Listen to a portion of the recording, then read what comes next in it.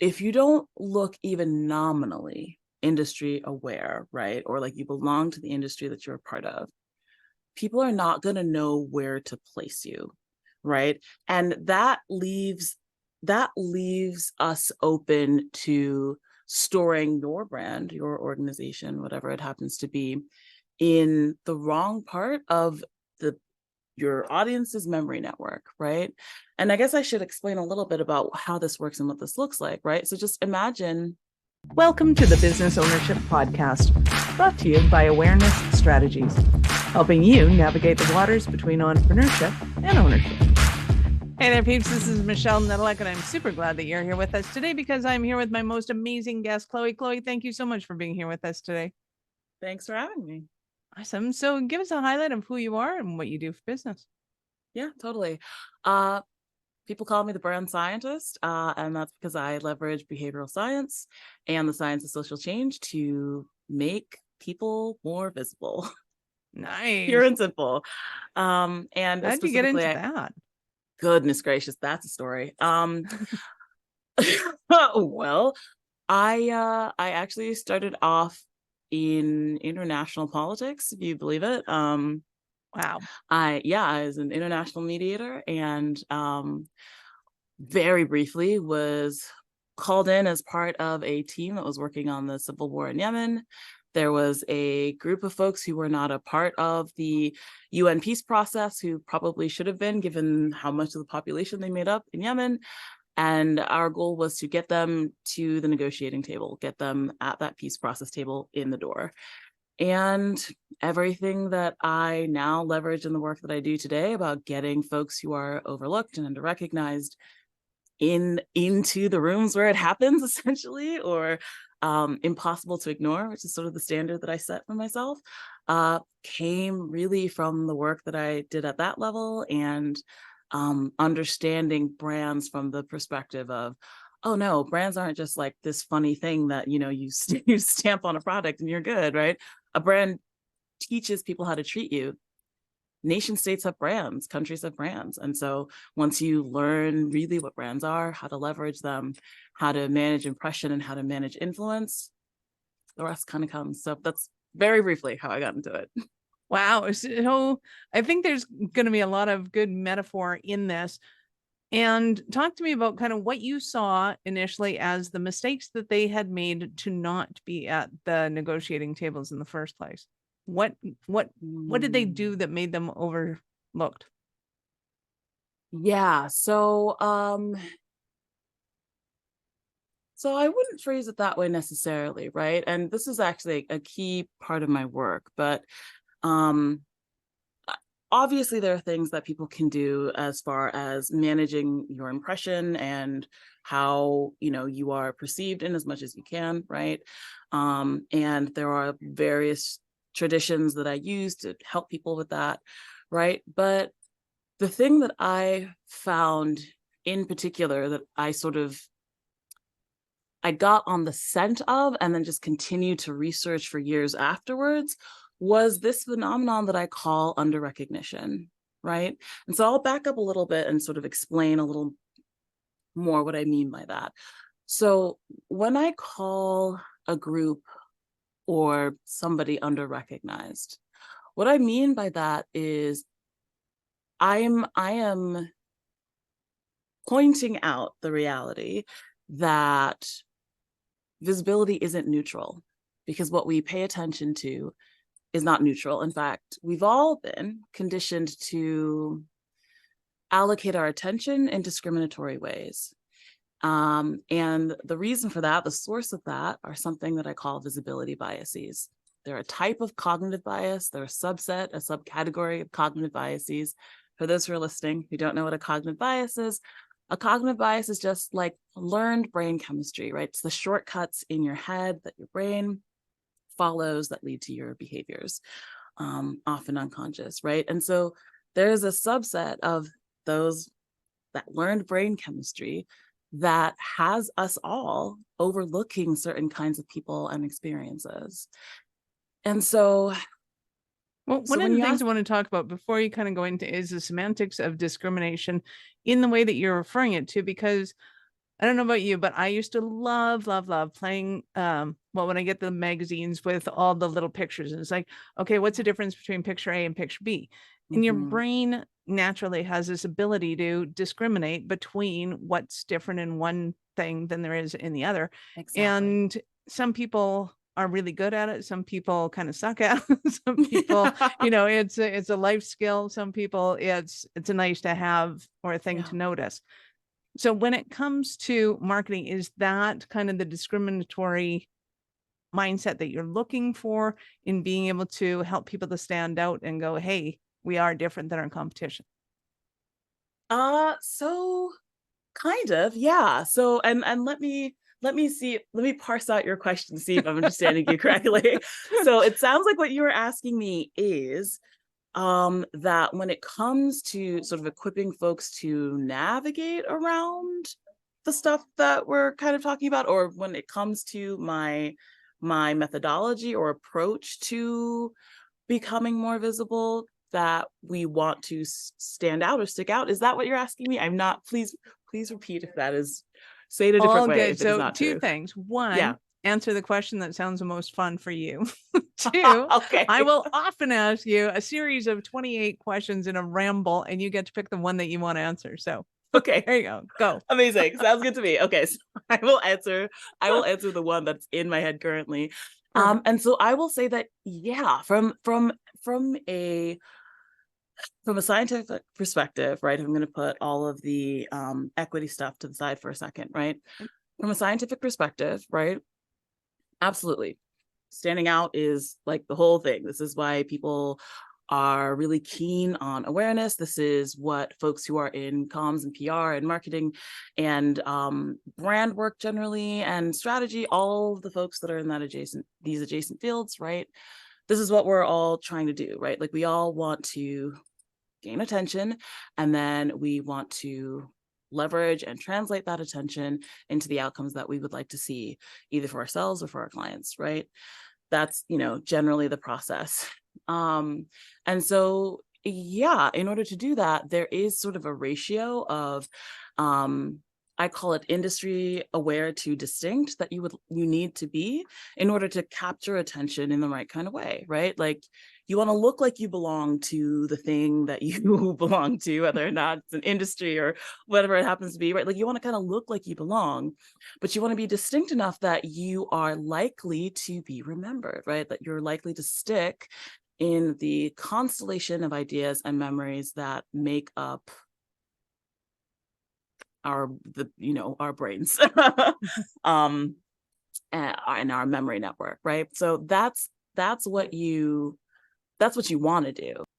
So just to kind of back up the bus a bit, you're talking about people have to kind of look the part and fit in. So are we talking like, the extravagant woman that walks in with the funky glasses and the really chic clothes and you go, oh, they're clearly in branding, or somebody that walks in with khakis and a golf shirt and you go, okay, clearly that's the IT department. Like, is that kind of what you're talking about? Or is that just my judgment? No. Like, I mean, it kind of is like that, right? I mean, when we're working with brands, it isn't always necessarily like what they're wearing, right? But when we're talking about choices that we're making about like their branding, for example, right? And like the various brand assets that they have. Yeah, absolutely. If you do not look like, let's pick private sector for example, right? Yeah. If you do not look like you belong to the industry that you are a part of, right, at least nominally, right? And again, like I said, there's this ratio, this balance of industry aware to distinct. If you don't look even nominally industry aware, right, or like you belong to the industry that you're a part of, people are not going to know where to place you, right? And that leaves us open to storing your brand, your organization, whatever it happens to be, in the wrong part of the your audience's memory network, right? And I guess I should explain a little bit about how this works and what this looks like, right? So just imagine, I know I used this phrase before, but a constellation of stars, right? And every star is a memory or an idea, right? And when you take the clusters of these stars or galaxies of these stars, you have different, groupings of ideas, right? And things that are connected to each other, right? It's an associative network of ideas and memories, right? You don't want to get stored in the wrong part of that constellation, because when somebody then goes to make a decision about what widget to buy or whatever decision it happens to be, when it comes to you, like vote here, where am I going to vote? Like, where am I going to donate? Right. When it comes time for someone to make that decision, the chances are extremely low that you will be in the short list of candidates that they're considering, even if you are very distinct and very out there, right? If you're in the wrong part of their memory network, they're not going to know to associate you with that decision that they're making, right? And so, at least to a nominal extent, you want to be industry aware, right? But the extent to which you want to do that and the extent to which you want to be distinct, that all depends, right? That depends on your goals. And that's something that somebody who's practiced in this, like me, but plenty of other folks who practice in this as well, that you can talk about. You can talk about your goals, and that will help us figure out what that balance, what that ratio should be, right? So this doesn't necessarily mean that if you're like super edgy, like far out, whatever it happens to be, right, that you need to conform or anything like that in order for this to work for you. The exact opposite, right? You don't want to conform necessarily, because that's not going to capture attention, but you want to have elements that signify where in this person's memory network you should be stored. So that's sort of what I mean when I'm talking about industry aware versus distinct, and why it's important to have a balance of both. Nice. So can you give us an example of one of the clients that you might have worked with where they weren't distinct enough and then kind of you found that distinction? That's a good question. Let me think for a second. Um, hmm. And part of my brain is kind of going to the Star Wars episode, right? The Star Wars series. And I'm going, I think it was 3, where all of a sudden they just kind of stepped out and all of the techies are like, what was that? What did they just like? No, no. Oh, no. It was like, and there was just a huge disjunct. It was still Star Wars, but it Yeah. wasn't enough Star Wars to warrant being that everybody was happy. It was more cartoonish and more little kiddish, as opposed to kind of the techie cult that Star Wars is. I'm thinking that's what you're referring to, but I just wanted to clarify. Yeah. So let me think of a concrete example that I can use here for this. So I will say that I had a client who was a coach. They were once a social worker, opened up their own coaching practice. And when they came to me, their branding. So, and when I say branding, I mean they're brand assets. They're memorable assets that communicate their brand. So this can be colors, this can be logos, but this can also be like the celebrity who endorses your thing and who's in your commercials, right? Like there's a wide swath of what this can mean, right? But her brand assets were very, what's the word? I want to be respectful. Okay, I don't need to be because I don't know who this person is. So I'm going to say boring or just Almost out like of date. just almost like very washed out, very sort of like buttoned up corporate, like that sort of thing, right? And that's because they thought that this is what it was supposed to look like. Now, we knew that the kind of person that they were trying to connect with was, somebody who is likely working in tech in Silicon Valley, right? So hearing that, and also knowing this person and their style of coaching and their approach, and also like their personal values and beliefs, like this was so in the wrong direction, right? Like this is so the wrong ratio. And so they were too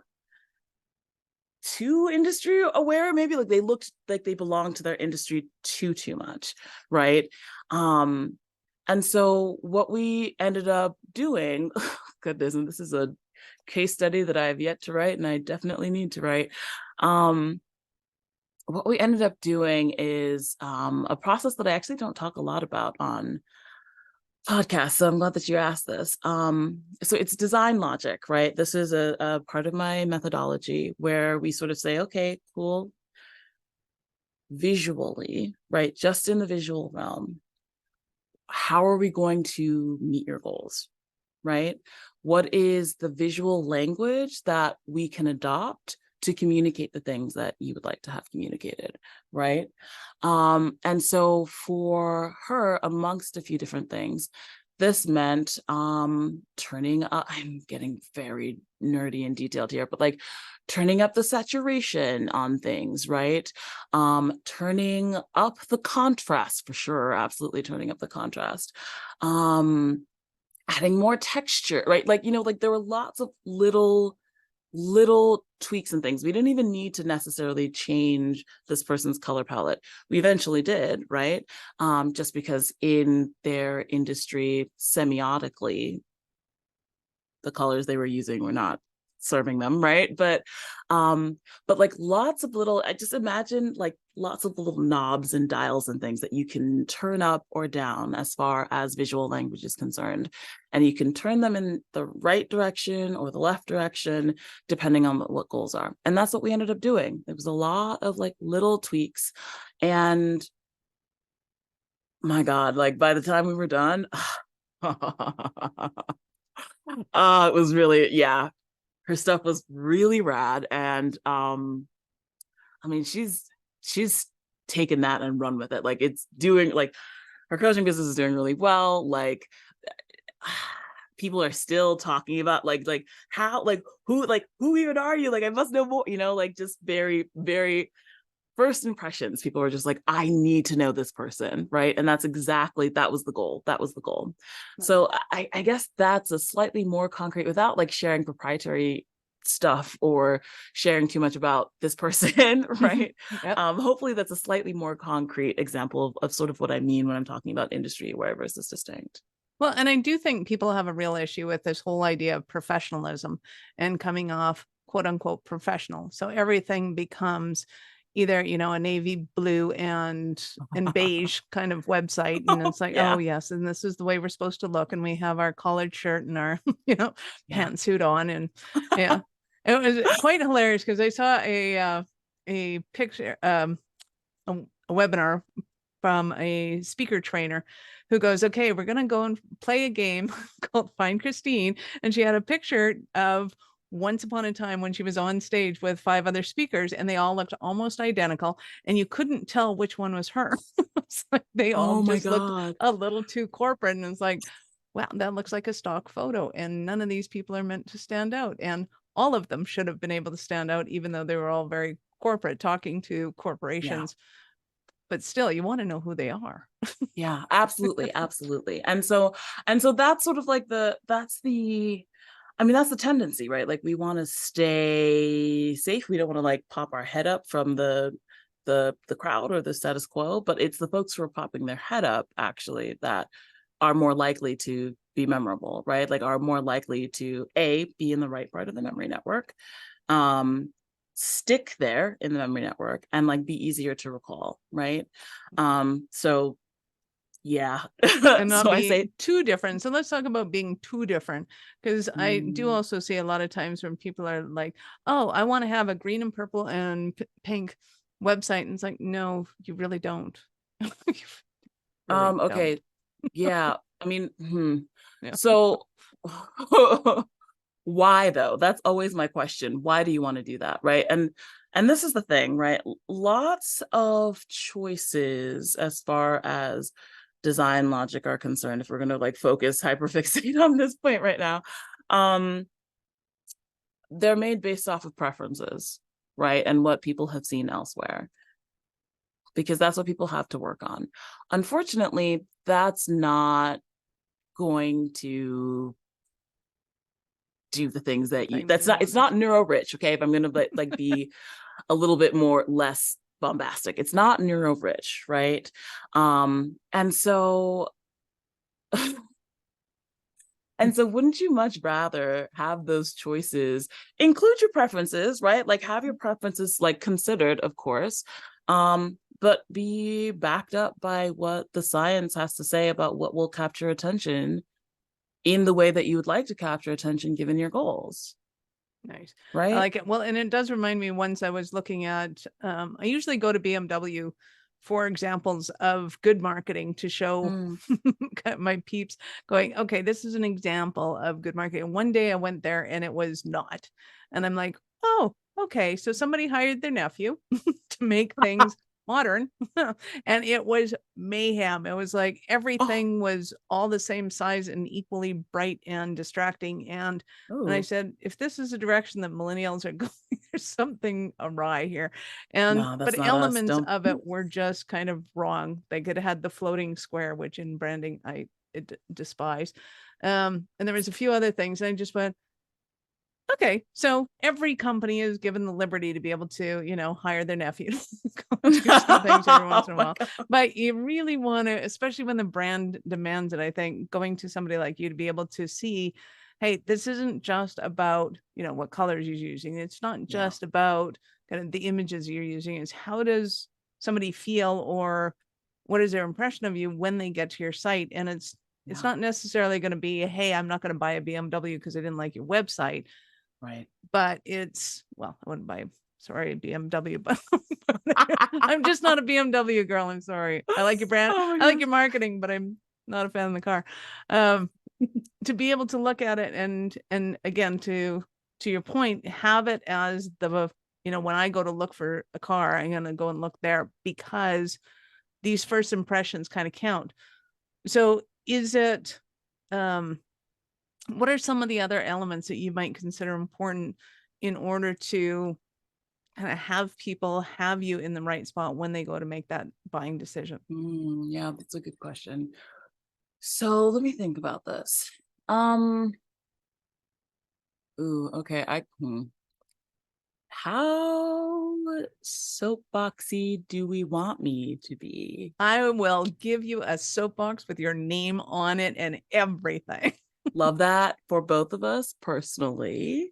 Um, because I'm probably about to spit some sacrilege and it's gonna be okay. I want everyone to know that it's gonna be okay. um, so if you are, would I say that? Okay, here's what I would say. Here's what I here's like say it, say the thing. Okay, so here's what I would say.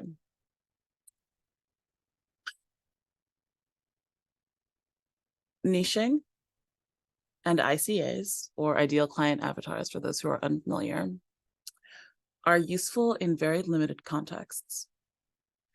And it's rarely any of the ones that people are using.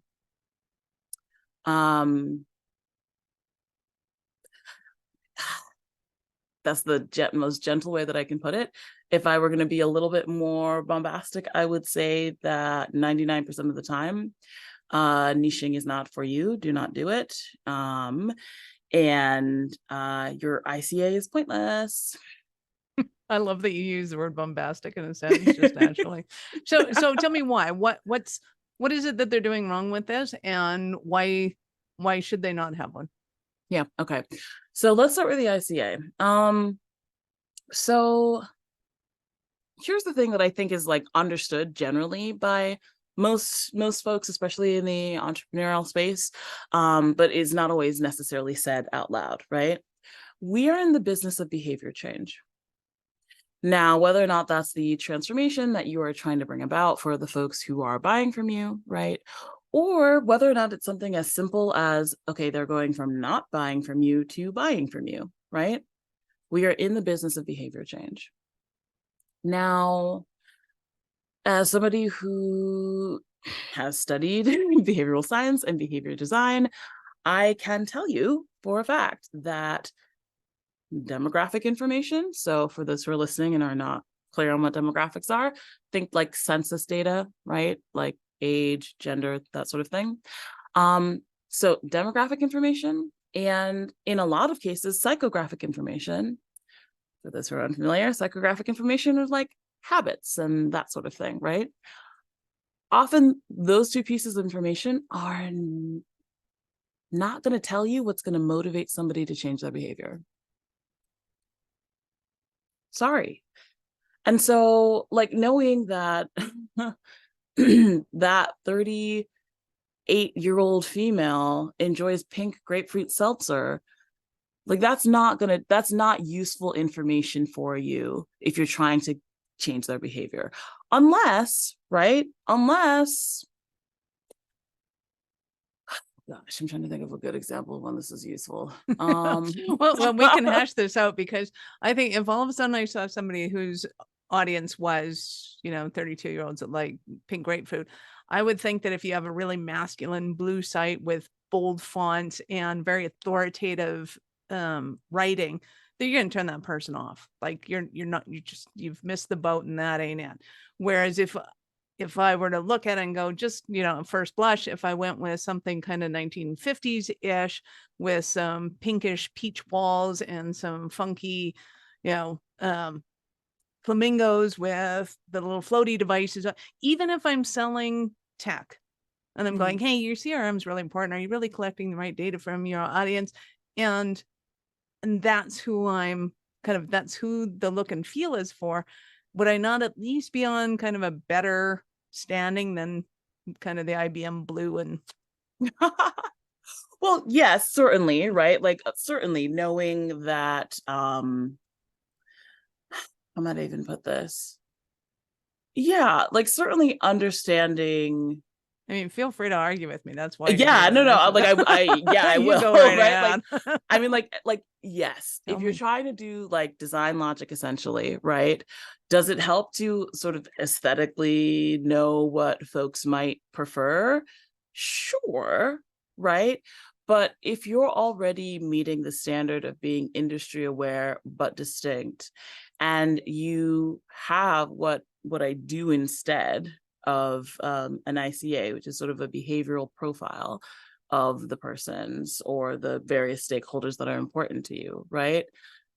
You have the information that you need to sort of triangulate what is in like the right realm aesthetically, right?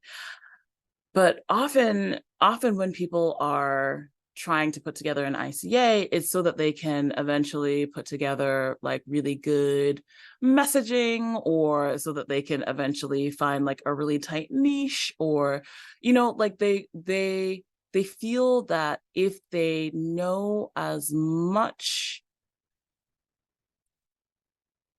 frankly, astonishing levels of detail as they can about this person, then they will know them better and they will be better able to sort of convince them to XYZ, right?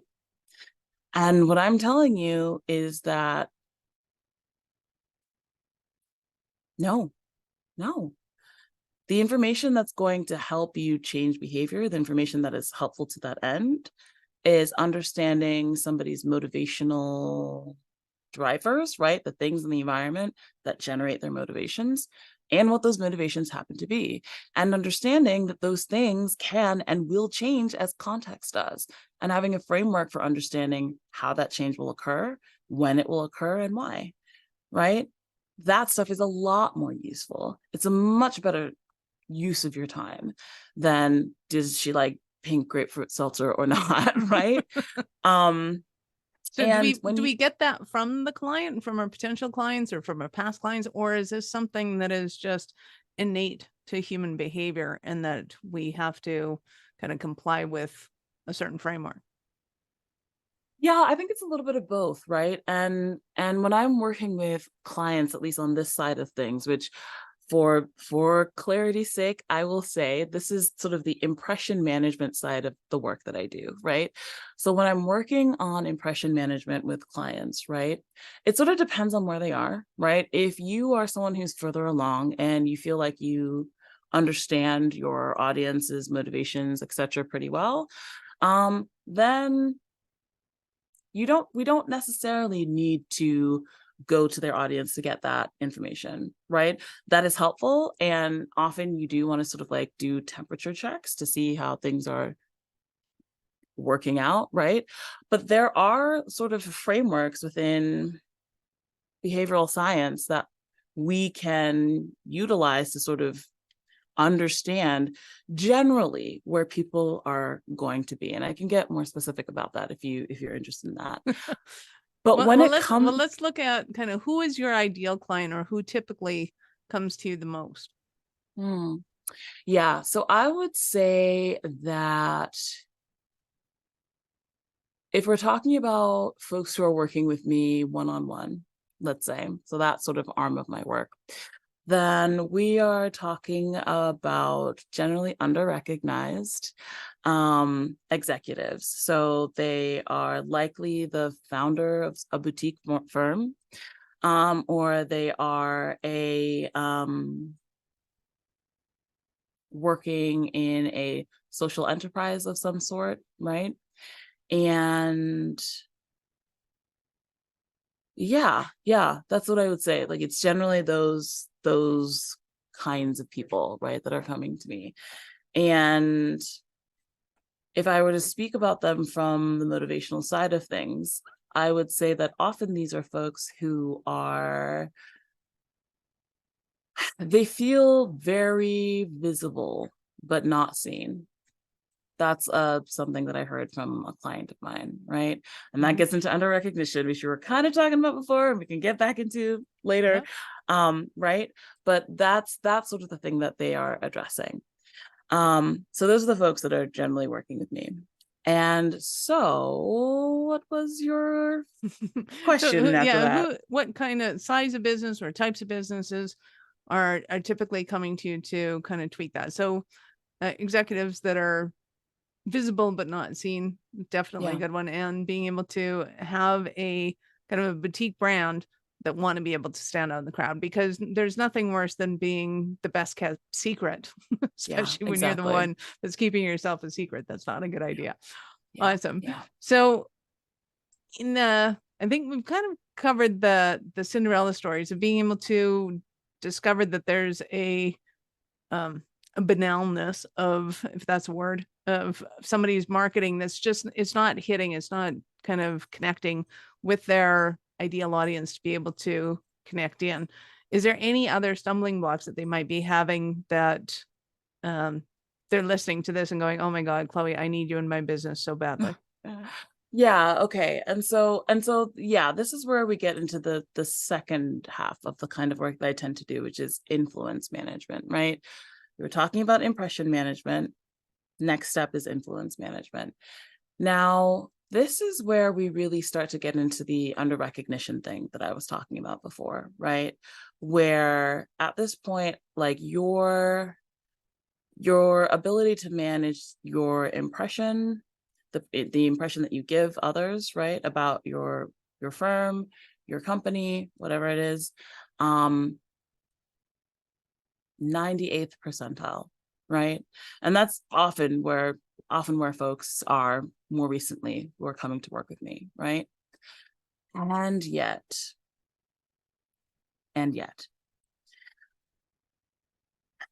and often the refrain is, and this is something that folks are don't like to admit out loud, but it is something that they will say to me in confidence. And it's the idea that, I look at my peers, and we are peers. We are as experienced as each other. We are leveraging the same strategies and tactics and have been for years. We know each other well. And yet they are so much further along than I am. We, or I, should be way bigger than I am. And yet for some reason I'm not. And a lot of folks will say that, oh, it's a personal responsibility thing. I've got to own this. I've got to, I shouldn't compare my today to their yesterday, or like whatever the phrase happens to be. I'm not going to say that mindset is not at all connected to this, but I am going to say that folks who are in this position are often not in this position because of a personal failing. It is often a systemic one, right? You are literally walking around. It's like you're walking around with an invisibility cloak on. And you can be doing all of the right things and even doing all of them in the right order, in the right sequence. But as long as that invisibility cloak is on, no one is going to see. And those efforts are going to be like pouring your blood, sweat, and tears into a void from whence there is no escape, right? And that's what under recognition is. And that's why it's so frustrating, because people are like, oh, it's because I'm not consistent enough. Oh, it's because I'm not, published in this publication with a capital P. Oh, once I'm on Oprah, like whatever it happens to be. And I'm like, look, sweetie, that is not the answer. That's not the answer. You're under recognized. And so all of your visibility potential, let's call it, is being eaten away at. I want you to imagine that visibility biases, right? And I'll give an example of what these are. Visibility biases are like an acid. They're literally corrosive. And so they're eating away at your visibility potential, right?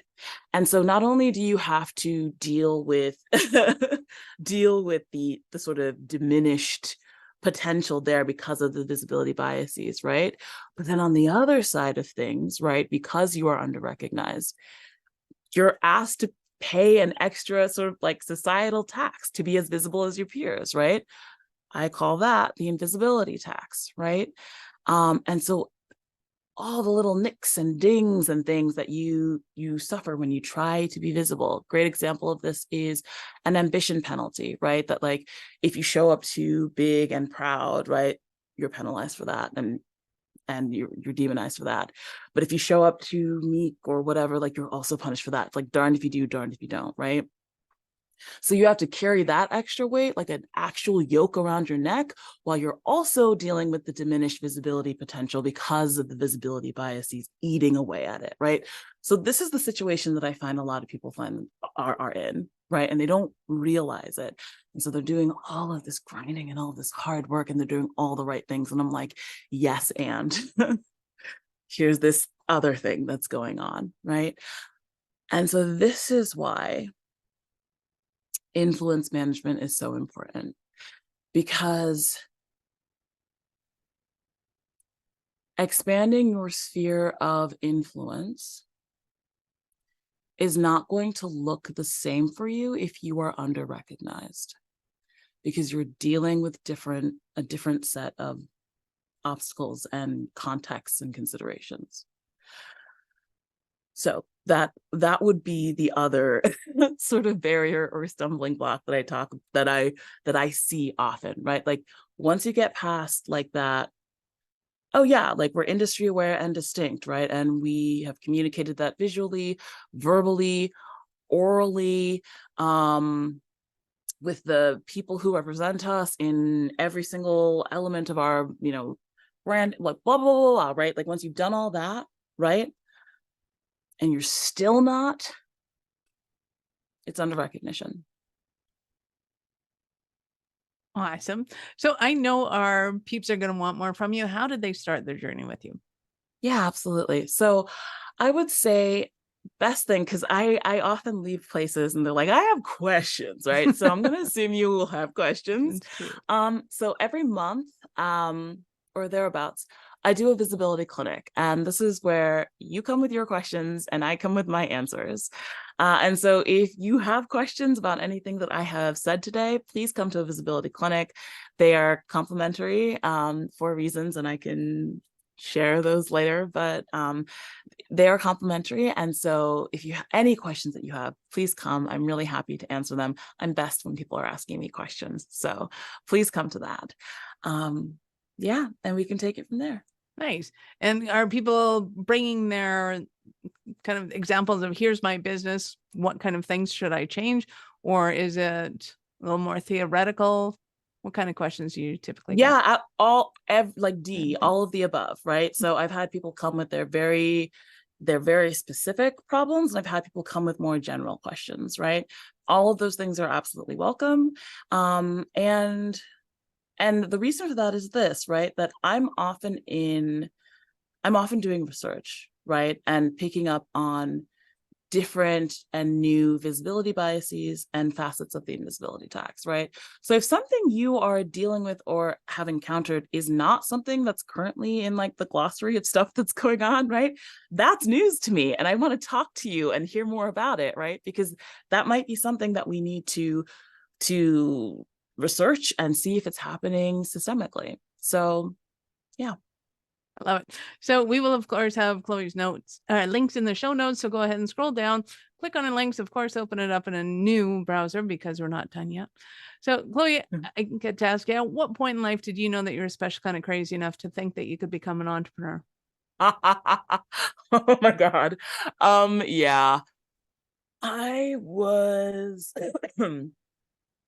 gosh, I want to say I was 27. And I had already been sort of working with little nonprofits all over the world and sort of helping them with the impression management side of things, right? But I'd been doing it for free because I was nuts, and and also working a full-time job at the time, right?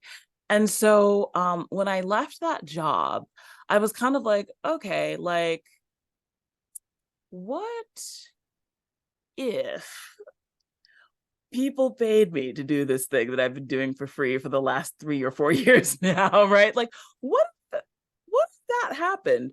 Could that happen? And I started exploring it. So yeah, I want to say I was probably 26 or 27 when like the thought dawned on me that this thing is a service that people could pay me for.